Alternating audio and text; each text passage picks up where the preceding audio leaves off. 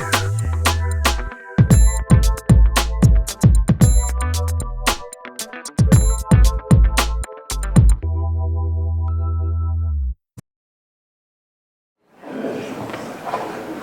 well, we are in our third lesson on Deborah, and this will be our last lesson.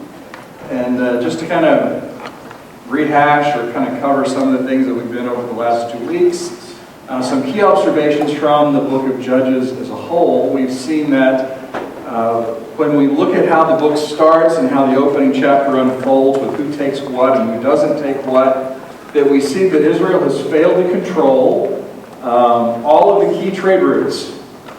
And that as a result of that, it pretty much guarantees from the outset that they're going to have conflict. And that what they do as a result is they begin to use marriage as an economic or political tool in order to gain access to the economic resources that they don't control. And consequently, what happens from that is they worship other gods. And so the idea being that economic decisions have theological consequences. And so that's how the book of Judges opens. And then the last 2 weeks that we looked at we looked at Judges chapter 4, we saw that in this narrative, or the prose version of the story, that we see Deborah as a prophetess and a judge and an oracle, and that all of Israel came up to her for judgment. And we saw that the Lord uses the Wadi Kishon, okay, this sort of more often than not dry stream bed that becomes a flooding torrent to negate Sisera's sustained military advantage because they had chariots. And we said that chariots might be the modern day equivalent of having nukes. They had nuclear weapons and the Israelites did. And then we saw that Jael, or Yael, turns the tables on Sisera, and that she executes Sisera in her tent. Her hospitality that she gives turns into death. The maternal care that the text implies she gives turns to death. And there's a whole lot of sexualized language in there that we're going to see get turned up to 11 today. And so much so that there's a lot of rabbinic literature that interprets this as a sexual encounter. I mean, it's overwhelming, the number of sources that seem to think that there was something sexual going on here because of the way the text sort of puts it all together. And we see a lot of double meanings that in one context or one sense would be military terms, when applied to women have sexual terms. And so we saw that sort of double meaning runs throughout this encounter between Jael and Sisera. And so that was the first part when we talk about the narrative or the prose. And so today what we get is the musical. I love this image. I was trying to find a good image to portray the sort of musical aspects, and I couldn't find anything. So I thought, I'm going to go to ChatGPT. And I first said, based on Judges 5, my prompt was based on Judges 5, create an image that shows Deborah and Yael singing. And it came up with this very staid sort of image of these two women, and of course, Yael did not have a hammer and peg in her hand. She had a tambourine, and I said, well, give Deborah the tambourine and put a tent peg and a hammer in Yael's hand, and it did that. And I'm like, oh, that's really cool. And then I said, well, it's kind of got a musical feel to it. So I said, convert this image into a Broadway musical poster. And this is what it gave me. And it is gold on so many levels, okay? I love the tagline at the end, the story of two women who nailed it. That's beautiful. The only thing I wish, if I'd have had more time to do with it, the only thing I don't like about it is that they are lily white, okay? Which one of the things that, I think I've mentioned this before, one of the things I've done with my students is I'll have them do a similar AI assignment, or pick your favorite biblical story and use AI to create an image from that story. And then we get together and we look at what it, from the biblical text, what it decides to focus on, what it ignores, and what sort of biases come out. And one of the things that we see with AI is that it tends to be racist, and it tends to be white privileged. And this is a classic example of whiteness and the dominant ideology shining through in how it creates an image. Because what's it doing? It's reflecting us back onto ourselves. Also, isn't it that they are very young? Yeah, so that's another very interesting thing, is how does it portray their ages? Okay? The text gives us no clue as to how old either of them are. Yeah, but Deborah's been around a while. Obviously. Well, do we know that? Well, obviously she has a reputation for wisdom and stuff, and she's been sitting under a tree off the weather. Okay. So I would think that she wouldn't have such rosy cheeks and be quite so young looking. Aha. Yeah, so there's definitely a very interesting, and also it portrays Yael as being pretty young. Yeah, and that's a rough life. Well, so that's a very astute observation, right? And again, that's the lily whiteness of it, right? You know, here are two just plain old, young white women dressed in biblical costumes. Okay, but I love this. I could see that in Branson, Missouri, I swear. It just cracked me up. So yeah, so pure gold, pure gold. But it captures actually a lot of, what I think is important in this story. And the tagline, I did not give it that. It came up with it on its own. Okay, two women who nailed it, and that's probably. No better words could be spoken about this story. That is classics. Anyway, a little backstory on how I got that image. So, this poetic account, this song that we see in Judges 5, man, it is notoriously difficult to translate. It is a brutal text.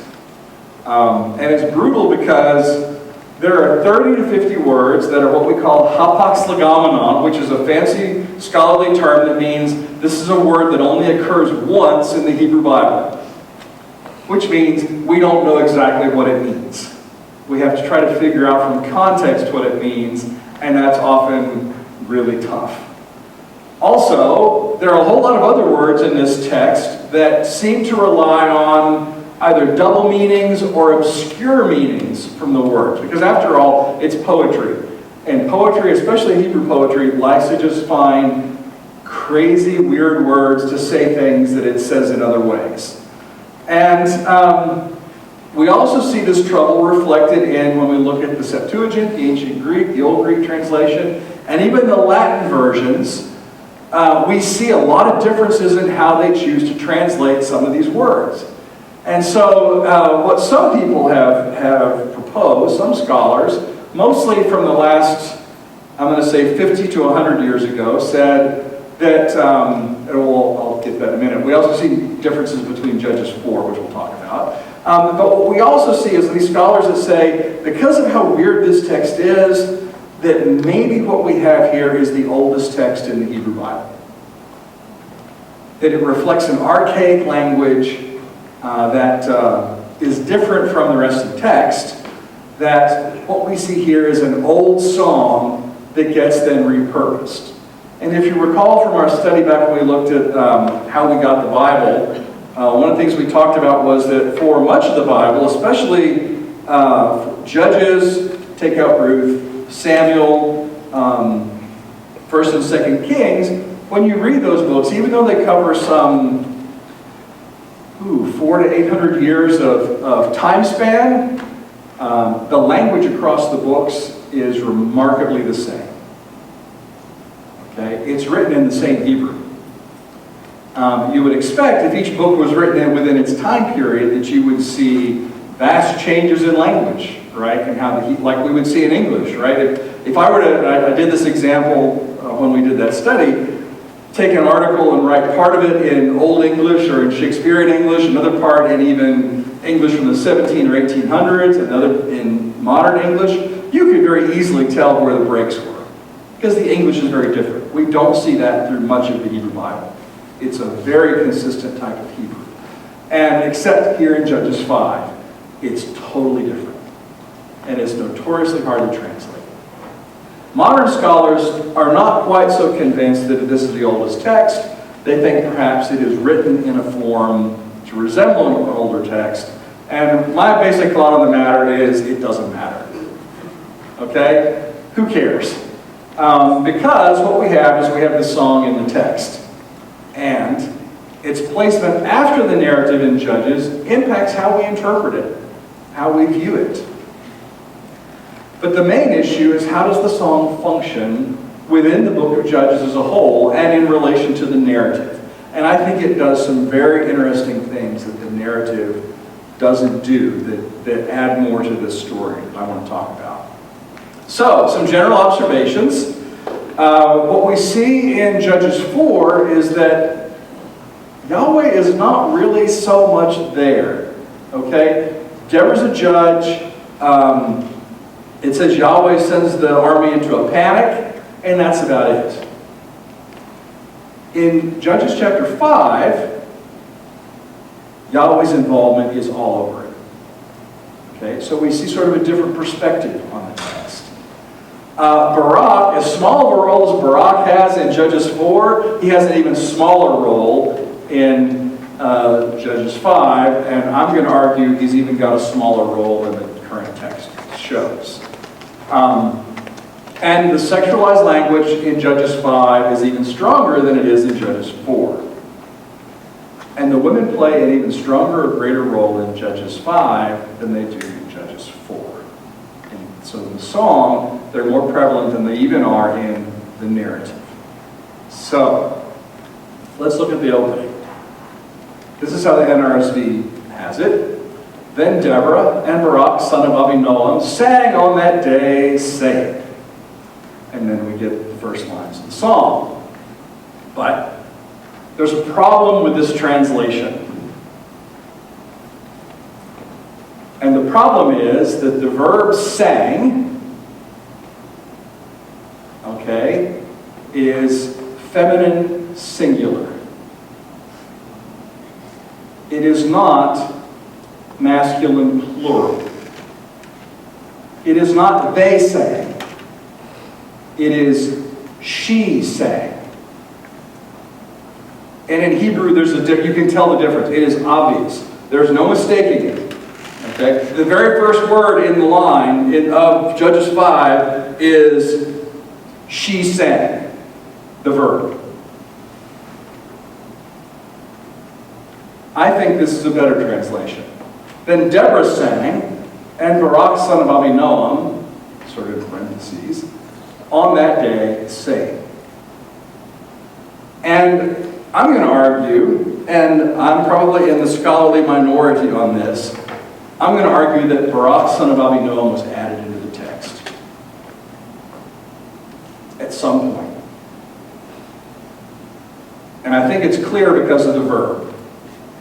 You can't say, and she sang, and then say, oh, and Barak too, right? You know, it's not there. You would say, they sang. Yes, ma'am. Did I see a... Oh, sorry. Okay.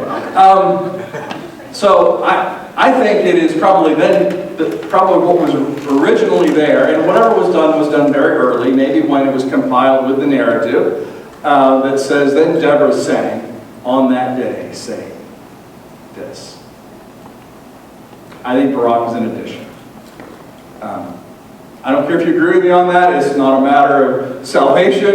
It's just the text is odd here, and I think that's the simplest and easiest way to resolve the problem, which tends to be the right answer in most cases.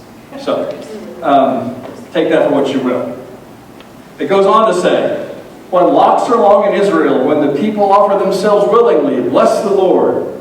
Hear, O kings, give ear, O princes, to the Lord. I will sing, I will make melody to the Lord, the God of Israel. Now, first, this is one problem after another in how we translate this.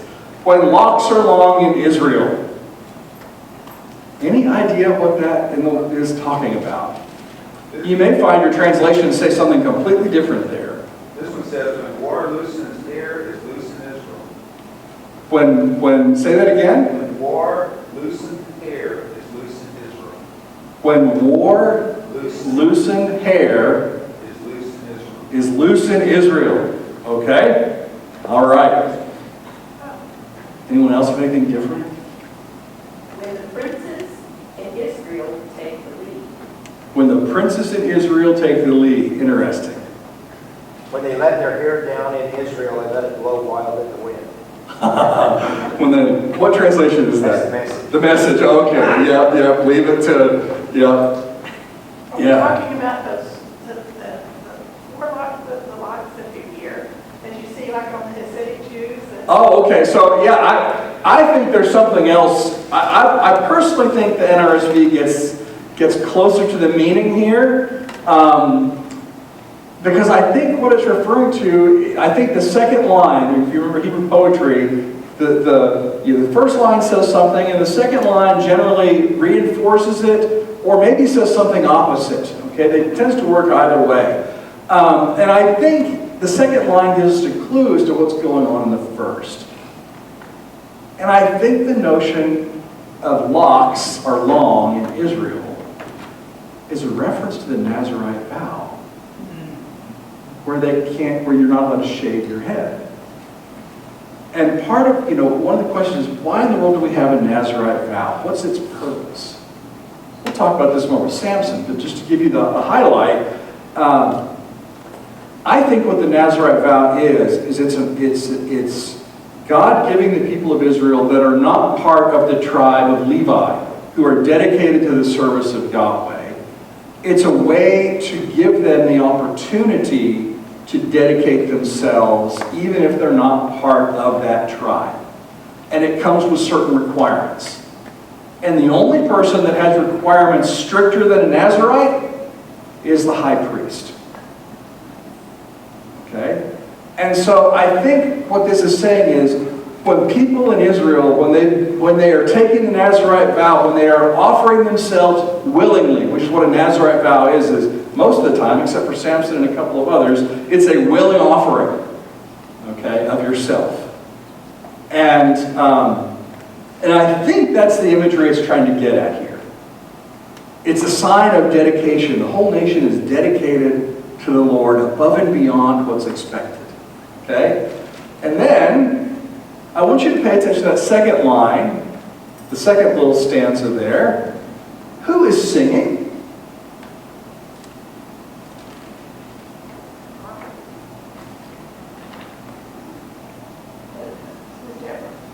Oh, why? I will sing. I will make melody. The verb on the very first line, the one that's related to singing, is a feminine verb. She sang. And then I will sing. So in other words, this is Deborah singing, the way this is set up. Good. Then it says, Lord, when you went out from Seir, when you marched from the region of Edom, the earth trembled and the heavens poured, and the clouds indeed poured water. The mountains quaked before the Lord, the one of Sinai, before the Lord, the God of Israel. So, what is Yahweh's involvement in this song? He's leading. He's leading. He's leading, okay? And what else is he doing? He's showing his power. He's showing his power, he's bringing water. He's bringing the rain. Now, what's not mentioned here, and I think this is an interesting connection, is when we look at the geography of where the Kishon River is, which we looked at a couple weeks ago and last time, and it's going to mention, in the next slide, it's going to mention Megiddo and Ta'anach as two places. But at that end, that sort of western end of the Jezreel Valley, there is a mountain, a big tall hill. It's the highest point in that particular region. Does anyone know what it is? It's Mount Carmel. Mount Carmel gets a lot of rain. And what else happens on Mount Carmel? Elijah and the prophets of Baal happens on Mount Carmel because it's the most likely place to bring rain. And I think it's interesting that it's going to mention those geographic locations, and it talks about the mountains quaking before the Lord, and the clouds indeed poured water. I think there's some storm god imagery here, is that Yahweh is the God of the storms, not Baal. There's one other physics thing going on here. When you put a lot of rain on the ground and then you shake it at the same time, it causes liquefaction. Things just sink. Yeah. Yeah. Look at California. When you have a quake and rain, you'll have mudslides. Yeah. Very true. Yeah, and this is a very earthquake-prone area as well. So we have earthquakes, we have water. The mountains quaking could also be from thunder, but still, you get this imagery of sort of natural upheaval, okay, that Yahweh is causing. Okay? Then it says, in the days of Shamgar, son of Anak, in the days of Yael, caravans ceased and travelers kept to the byways. So this is kind of an odd line. Where have we seen Shamgar before? He's one of the so-called minor judges. He was mentioned in, I think he's the second minor judge. I think he's Judges 3:31. The last verse of chapter 31 mentions Shamgar. Why in the world does it link Shamgar and Yael?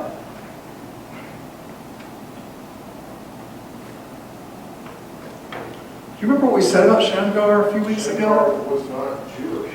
Oh, what was he? He's a Canaanite. He's a Canaanite. Yeah, Shamgar is not a Hebrew name. Anat is a Canaanite god. Okay, so it seems from the way Shamgar is described that even though he delivers Israel, he's a Canaanite. And what do we know about Yael? She's a Midianite. She's not an Israelite either. Okay, so it's talking about two non-Israelites, okay, that have an impact on Israel, a significant positive impact on Israel. Now, what happened during this time?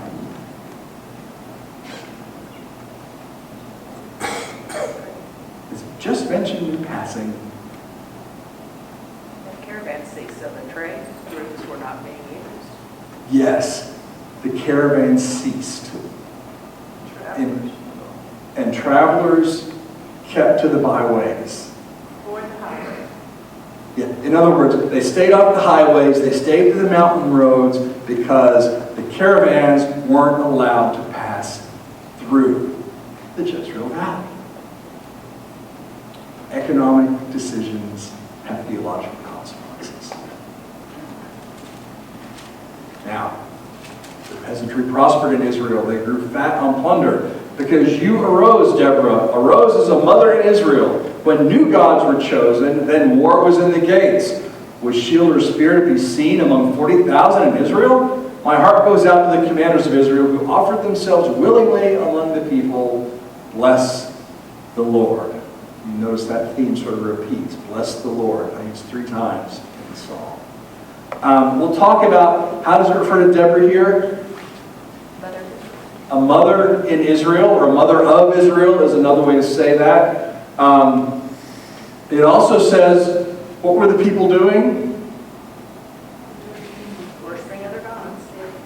New gods were chosen. And the result? War was in the gates. Okay. And then we get the battle. The kings came, they fought, then fought the kings of Canaan. At Ta'anach, by the waters of Megiddo, they got no spoils of silver. The stars fought from heaven. From their courses they fought against Sisera. The torrent Kishon swept them away. The onrushing torrent. The torrent of Kishon. March on, my soul, with might. So what's the divine involvement here? Well, the Lord brought the water, so he washed away. Okay, we see the stars fighting in heaven, okay, cosmic battle going on from their courses. So we have this cosmic battle against Sisera that's happening, and the Kishon sweeps them away, all right? How does the narrative tell it? Who does the fighting in the narrative? The chariots seem to get stuck in the mud. But then what does it say about the Israelite army? God panicked Say that again. Okay, God panics them, and then the Israelite army and Barak chase them. Okay, and we see them fleeing. What seems to be happening here? What does the torrent do? Sweeps them away. Okay? So a slight difference with the narrative, I'm not going to make a big deal about it, it's just that it tells the story in a slightly different way. And then we get to Jael and Sisera. Most blessed of women be Jael, the wife of Heber the Kenite, of tent-dwelling women most blessed. He asked for water, she gave him milk. She brought him curds in a lordly bowl. So again, I'm going to ask you what might be different about from the narrative version versus the song.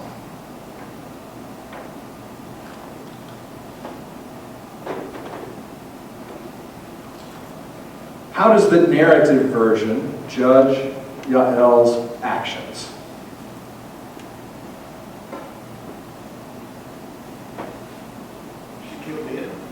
She killed the enemy. She did it in kind of an underhanded way, right? We know early from the story that because of what Barak says, I said that wrong. Not because of what he says, but Deborah tells Barak she will go with him, but the glory of the battle is going to go to a woman. Okay? The text in the narrative doesn't seem to pass judgment positively or negatively on Jael. It states what she did. However, the song leaves no doubt. Okay? The song praises Jael's actions. She is most blessed among women. Okay? Even of tent-dwelling women, she is most blessed. So the song takes her actions and says, without a doubt, she's done the right thing. She is blessed among all women. Okay? And it says she put her hand to the tent peg, her right hand to the workman's mallet. She struck Sisera a blow. She crushed his head. She shattered and pierced his temple. He sank. He fell. He lay still at her feet. At her feet he sank. He fell. Where he sank, there he fell.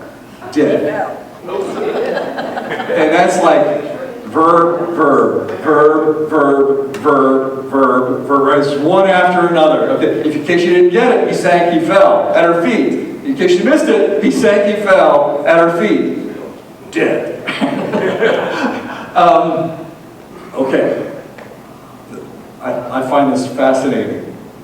What do you see different here than what you see in the narrative? She hit him in the head. Ah. Okay. What happens in the narrative? In the narrative, he was asleep. Yes, and what does he tell her to do? Watch at the tent door and make sure nobody comes. And if they say, where is he? I haven't seen him, or he went that way, right? Don't tell him I'm here, right? And he goes to sleep, and she sneakily creeps up, and she takes the tent peg, and either she puts it to his temple or between his lips. She could read it either way, and she pounds it in. Okay? Here, it almost if this was all you had to go by, without the narrative, it looks like she takes the hammer and bashes his head in, and then she takes the tent peg and pounds it in just to make sure. It's a little bit different, okay? It's much more of a, because it says he sank, he fell. He's not sleeping on the ground, okay? To sink and to fall, you have to be standing. Okay, so somehow, she takes the hammer and the tent peg and she clobbers it. And he sank, he fell, at her feet, so it's this progression. Now, we talked about this last time. Tent peg, any Freudian psychologist in the room, it's a phallic symbol. Okay? Masculine tools used against Sisera. Again, pierced his temple, could also be pierced his lips. Same word could be used for both. He sank, he fell, he lay still at her feet. Feet in Hebrew is quite often not feet. It's genitals. Okay? When Ruth uncovers Boaz's feet, she's not uncovering his feet. She's uncovering a little higher up. Okay? Which is kind of why he has the reaction he does, right? It's a big thing. So there's this imagery here, it's sexualized imagery that she strikes him, he sinks and he falls, and he's prostrate before her. Okay? It's rape language. This is rape language. He has done to her what she has done to him what the victorious soldiers do to the people they conquer. Okay?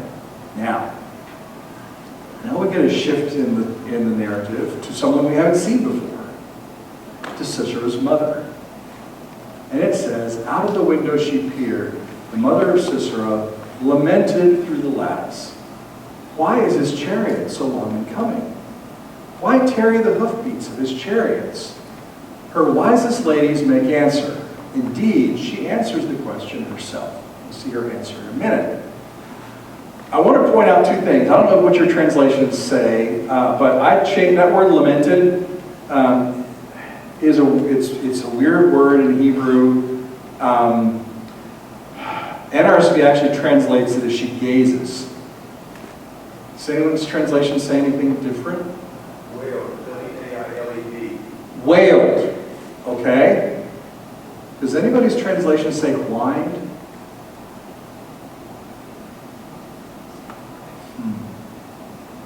Which translation says wailed? It's Edward Fox's. Okay, Fox. Okay. Yep. Okay.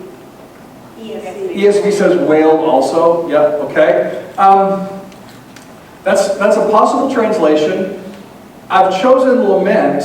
Lament or wail, I think, are good. I think translations that say cried or whined are reading too much into the text. I think what's going on here is we've just seen what happened to Sisera, the verse before. And she's already lamenting why he hasn't come yet. Which in a way is prophetic. Okay, the proper response to his death is for the mother to lament. Okay? And so in a way, her response is prophetic, even though she doesn't seem to know it. Which is why I think translations that go more towards whining, crying, are reading into the text something that I'm not sure is fully supported by the context. But then she says, why is this chariot slow in coming? Why tarry the hoofbeats of his chariots? And then it says, her wisest ladies make answer. Does anybody's translation say anything different there? Princesses, wisest princesses. What? Princesses. Princesses. Okay, not bad. What's interesting is that word there is, if it were, if the word is sarot, which is plural, feminine plural, of the word sar. Sar is the word used to describe Sisera as the Sar of the armies of Jabin in the narrative. Sar means chief. okay? It can mean prince, chief advisor. It tends to have sort of a royal function.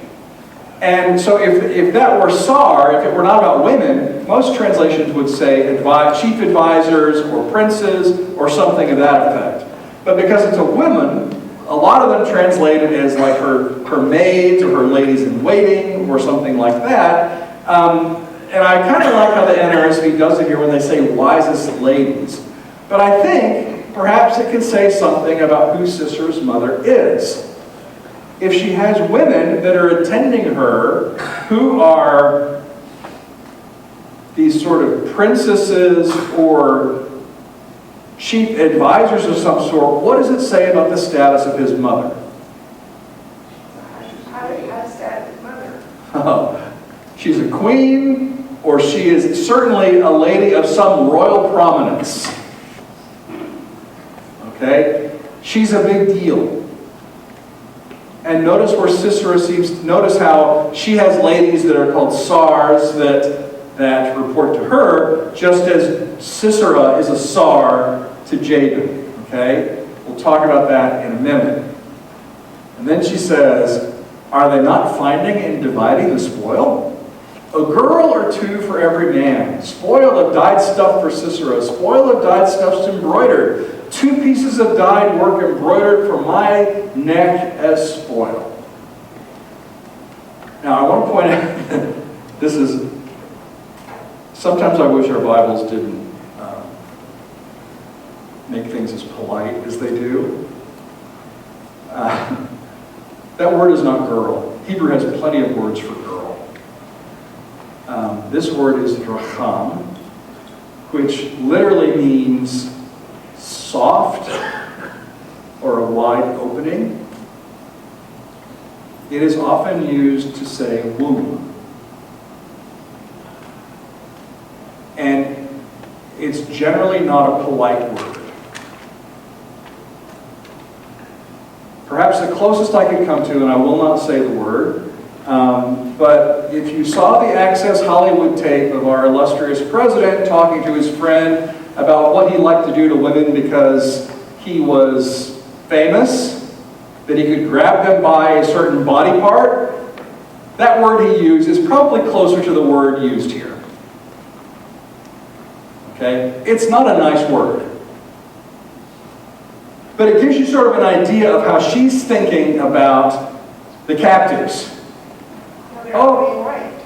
Yes. They're all being raped. It's all about rape. That was part of the spoils, and that's what made all these wars so horrific, is because all the women who were supposedly they're kept safe and whatever, now they are debased, and they no longer can be wives, pure wives who. They're slaves now. Even if they live, they are no longer They're slaves. wives. Yeah. So, what's the irony here? She doesn't care That about to him. She doesn't care about Sisera and his wife. She just wants her spoils. Well, okay, she wants her spoils, but also what she's thinking he's doing to women Yeah. has just been done to him. Has just been done to him. Well, Yes. you think, how could she act so aggressive? What would cause her to do what she did with the peg to the guy? Because she sees what's being done Yeah. to the women. It's a defensive, some have argued it was a preemptive strike, what she did. Yeah. Knowing what would happen, she takes the action in advance and beats his brains out and then pegs him to the ground. Yeah. So here's what's interesting. We look at the men in Judges 4 through 5. The men always take a secondary position. Barak, in the narrative and the song, is secondary to Deborah. In the narrative, Barak is second to Yael. In the song, Barak doesn't even really show up at Yael's tent. He's not there. Sisera, in the narrative, is secondary to King Jabin. In the song, he is secondary to his mother. And in the narrative and the song both, he is raped by Yael. So he is secondary across the board. And I said metaphorically raped. He is put in the position of a woman in the way he is treated. But there's another interesting thing that I think is worth noting, and that is to look at the parallels between Deborah and Sisera's mother. Deborah is a mother of Israel. Sisera is a mother of Canaanites. Deborah is a ruler and a judge. Sisera's mother is also a woman of some royal prominence. Deborah is a prophetess, and Sisera's mother seems to make somewhat of a prophetic utterance, waiting for her son to return. Deborah is placed above Barak, and Sisera's mother is placed above her son. So in many ways, Deborah and Sisera's mother are paralleled against one another as two women on either side of a battle, experiencing on one side the joy of conquering, and on the other side the lament of defeat. Does that make sense? The parallels there, the comparison, the contrast. So my question is, what does this do to add to your understanding of the narrative? What does the poem give us that the narrative doesn't?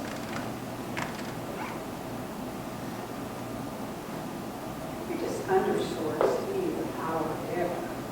I mean, Okay. she's acknowledged. Deborah's power is underscored. Good. Okay. I think it adds a little bit more about what Yahweh is doing in the battle. We've skipped over the whole section where it talked about all the tribes that didn't come to help and how it kind of scorns them. That's kind of a fun section. But here's what I think it adds. I think we see that it centers Yahweh's actions in controlling the storms to bring victory. He swipes the enemy away, much more than even the army is doing it. An inferior army with Yahweh's support will be victorious time and again. It doesn't matter if they have nukes. The song centers the women.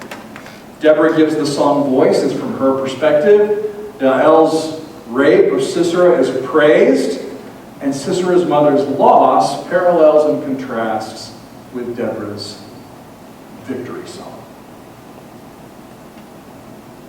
And all the men play a secondary role throughout the whole thing.